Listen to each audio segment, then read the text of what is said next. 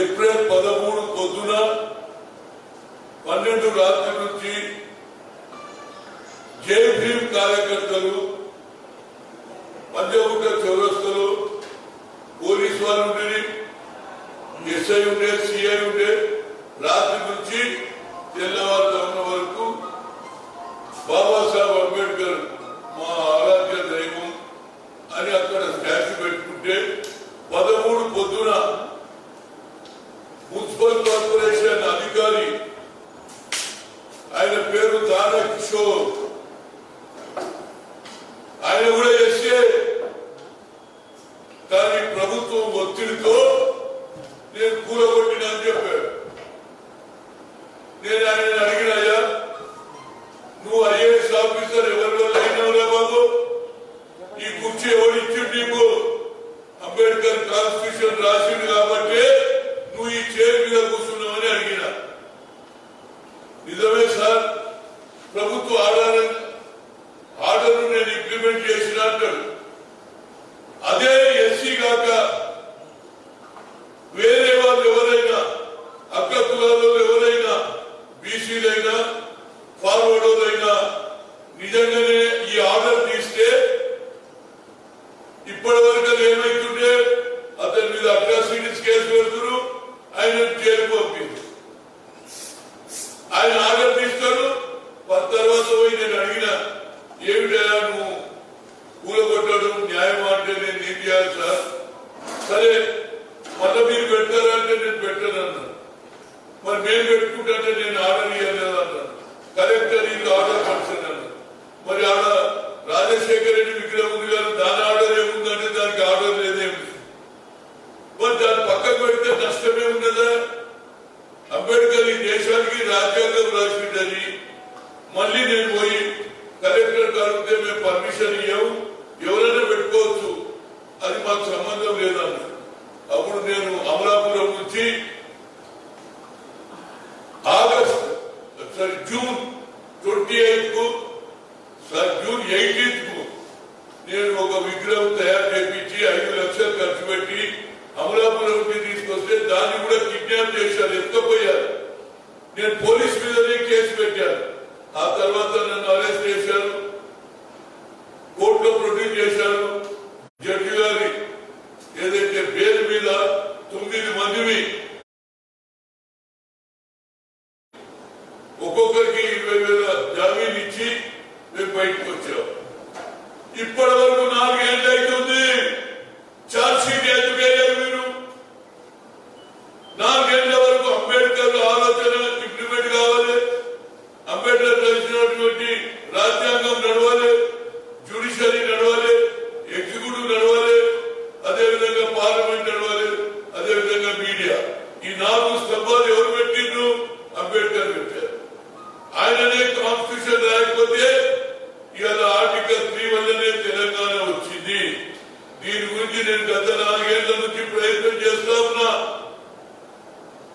Chief minister letter రాశా, అదేవిధంగా పోయి chief minister ఏదైతే సెక్రటరీ ఉన్నారో సోమేష్ కుమార్ గారు, చీఫ్ సెక్రటరీని కూడా కలిసా.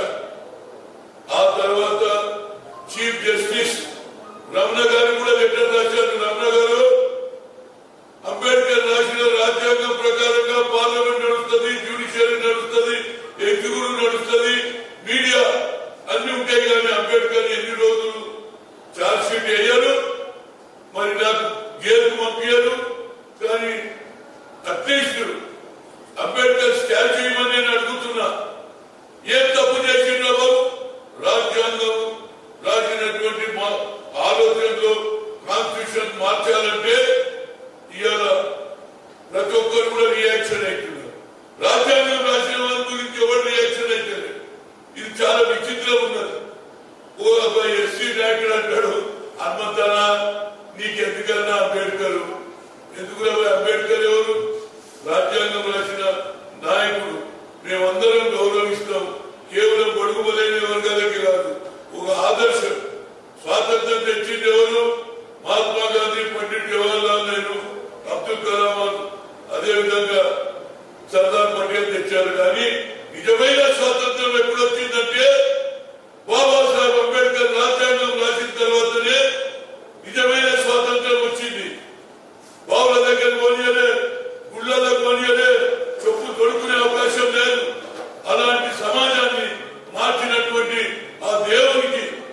అన్యాయం జరుగుతుంది. నన్ను అడిగిండు, నువ్వు ఎందుకన్నా అంబేద్కర్ విషయం జ్యోతిరావు పూలేని పట్టుకో. నేను జ్యోతిరావు పూలే పట్ల బాబు, ఆయన గురువు.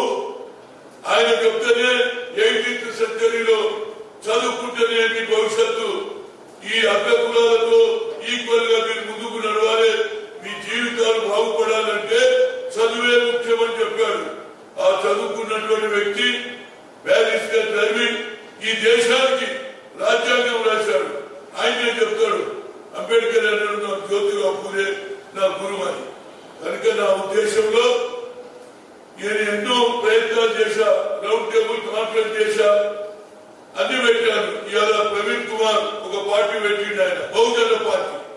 ఒక్కడు మాట్లాడాడు బాబు, ఓట్లు మాత్రం మేము కావాలి, ఏది ఎస్సీలై బీసీలై. ఆయన లాకప్ లో పెట్టిండ్రు. నాకు విచిత్రం ఉన్నది ఈ కేసు. ఇప్పటివరకు ఛార్జ్ షీట్ అయ్యారు, ఎందుకు అయ్యారు బాబు? నన్ను జైల్లో పెట్టండి. కానీ నా అంబేద్కర్ ప్రజలకు ఒక దిశా దశ చూపించినటువంటి మహానుభావుని లాకప్ లో ఎన్ని రోజులు పెడతారని నేను అడుగుతున్నా. నేను చీఫ్ జస్టిస్ గారిని కూడా అడిగా, ఏం సార్ సోమూటంగా మీరు కేసు తీసుకోవాలని చెప్పారు, ఇంత పెద్ద అన్యాయం జరిగింది. అంబేద్కర్ ఇవాళ నన్ను ఏది పేరు మీద వచ్చినా ఇప్పటి వరకు ఛార్జ్ షీట్ పెట్టారు, నాకు అంబేద్కర్ ఇయ్యారు.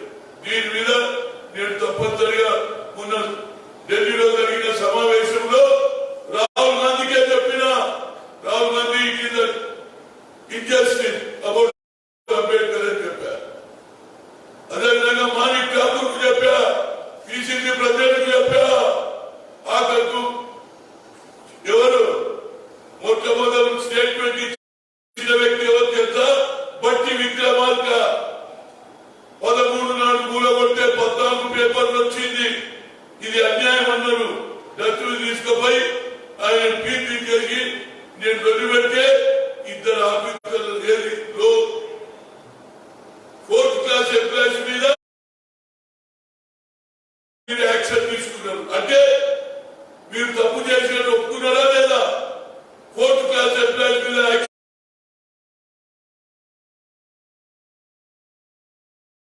తీసుకుంటారు. ఇప్పటి వరకు ఆ స్టాచ్యూ ఇయ్యారు, అదేవిధంగా లాకప్ లో పెడతారు. అది ఎత్తుకపోయి కిడ్నాప్ చేశారు, థెఫ్ట్ చేసినని కొత్తగుట్ట పోలీస్ స్టేషన్ అని కేసు పెట్టారు. ఎందుకు చేయాలి? నేను asking for judiciary, I'm asking for everybody. ఈయన నేను ఎగ్జిక్యూటివ్ అడుగుతున్నా, అందులో ముఖ్యంగా మీడియా మిత్రులను అడుగుతున్నా. ఈ 4 స్తంభాలు పెట్టింది ఎవరు? బాబాసాహెబ్ అంబేద్కర్. దానికి మీరు న్యాయం చేస్తారా లేదా?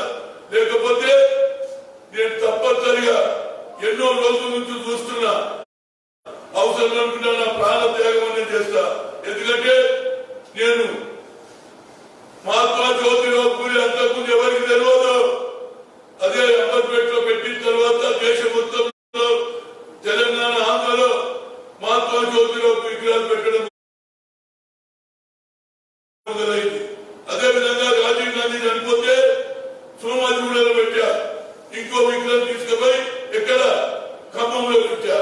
నాదొక్కటే జీవితంలో ఆశ, ఆ పంచగుట్ట దగ్గరనే అంబేద్కర్ స్టాచ్యూ పెట్టినాడే నిజమైన ఏది సోషల్ జస్టిస్ నాయకుడుగా ఎదగాలి.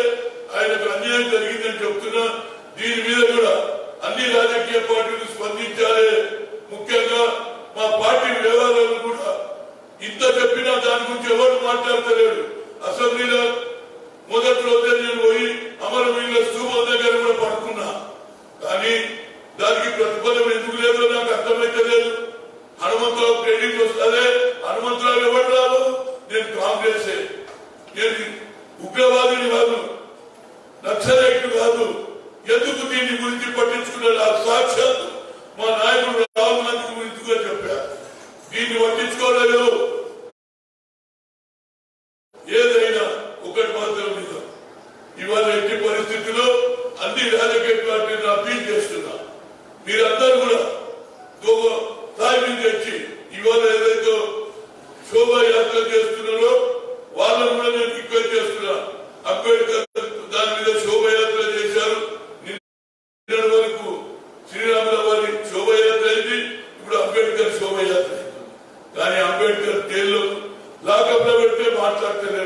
అది ఎందుకో ఏమో కేవలం నేను బీసీ అయినందుక బీసీలు అంబేద్కర్ గురించి ఆలోచన చేయొద్దా? అంబేద్కర్ గారి ఆలోచన జ్యోతిరావు పూలేతో మొదలైంది కాబట్టి అంబేద్కర్ ఈనాడు దేశంలో ప్రతి పౌరుడు తలెత్తుకునే ఆలోచన కలిగిన నాయకుడు. అలాంటి నాయకుడికి అన్యాయం జరిగితే ప్రజలు తప్పనిసరిగా దీని పరిణామాలు చాలా తీవ్రంగా ఉంటాయి. ఇప్పటికన్నా 4 సంవత్సరాలు అయిపోయింది. మరొకసారి చీఫ్ జస్టిస్ గారిని అడుగుతున్నా, సోమూలో కూడా మీరు కేసు పెడతారు, 4 ఏళ్ళైనా ఇప్పటి వరకు ఛార్జ్ షీట్ ఎందుకు పెట్టలేదని అడుగుతున్నా. మా అంబేద్కర్ స్టాచ్యూ ఇస్తారా లేదా, లేకపోతే ఛార్జ్ షీట్ అయింది నేను జైలు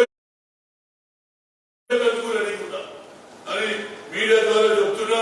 దీన్ని తప్పనిసరిగా ఇది ఒక ఉద్యమం లాగా కాకపోతే ప్రతి దగ్గర కూడా ఏది ప్రతి ఊర్లో అంబేద్కర్ పూజ చేసే వ్యక్తులు ఉన్నారు.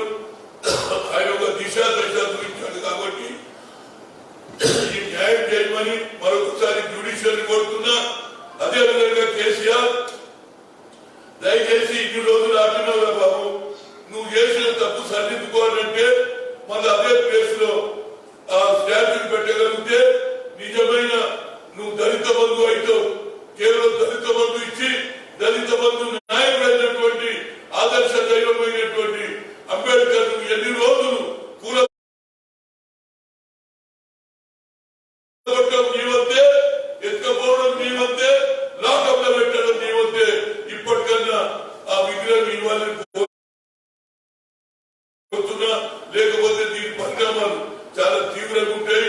ఆ తర్వాత కూడా ఇవ్వకపోతే ఇక మిగిలిన రోజులలో ఊరూరు తిరుగుతారా? ఇక ఏమనగా ఏదో విగ్రహం ఉంటే దండం పెడతా, ఆడ ఊళ్ళో కూర్చుంటా. అయ్యో మన దేవుడిని లాకప్ చాలా మంది గ్రామాల్లో ఉండే ఎస్సీ ఎస్టీలో చాలా మందికి తెలియదు. వారి ఊర్లలో పోయి ఈ ప్రచారం చేస్తారనేది నా ఉద్దేశం. ఏమన్నా అడిగేది అడగని చెప్తాను.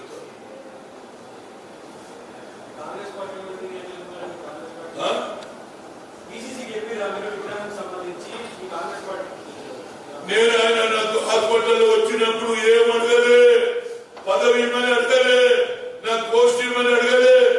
కేవలం ఒక్కడే చెప్పిన ఆయన కొత్తగా అయిన ప్రెసిడెంట్ కేవలం అంబేద్కర్ స్టాచ్యూ గురించి మాట్లాడాలి. అంబేద్కర్ స్టాచ్యూ తెచ్చి పంచముఖంలో ఇప్పటిదాకా ఆయన పట్టించుకోడు. బట్టి విక్రమార్కర్ అయితే ఆయన మొదటి స్టేట్మెంట్ నువ్వే ఇచ్చినావు కదా బాబు, హరిజనుల ఓట్లు కావాలి, హరిజనులకు ఆదర్శ దైవమైనటువంటి సోషల్ జస్టిస్ చేసినటువంటి అంబేద్కర్ కు అవమానం జరిగితే ఎందుకు మాట్లాడాలని అడుగుతున్నా. మాణిక్ ఠాకూర్ చెప్పా, రాహుల్ గాంధీకి చెప్పా, ఇక రాహుల్ లేకపోతే నేను మూర్ఖులు తిరుగుతారా 10 లేదు. ఈ వర్షాకాలం వచ్చేదాకా తిరుగుతూనే ఉంటా. ఏదైతే నిర్ణయం జరగాలి. మరొకసారి చీఫ్ జస్టిస్ రమణ గారు, మీరు జ్యుడిషియరీలో అతిపెద్ద పోస్ట్ లో ఉన్నారు, ప్రతి ఒక్కరి గురించి మాట్లాడుతున్నారు, ప్రతి ఇష్యూలో మీరు స్పందనిస్తున్నారు. కానీ అంబేద్కర్ ఇష్యూలో ఎందుకు స్పందన లేదని నేను వారిని కూడా అడుగుతున్నా. జ్యుడిషియరీ. హాయ్ ఫ్రెండ్స్, మా టుడే టుమారో యూట్యూబ్ ఛానల్ చూస్తున్నందుకు చాలా థ్యాంక్స్.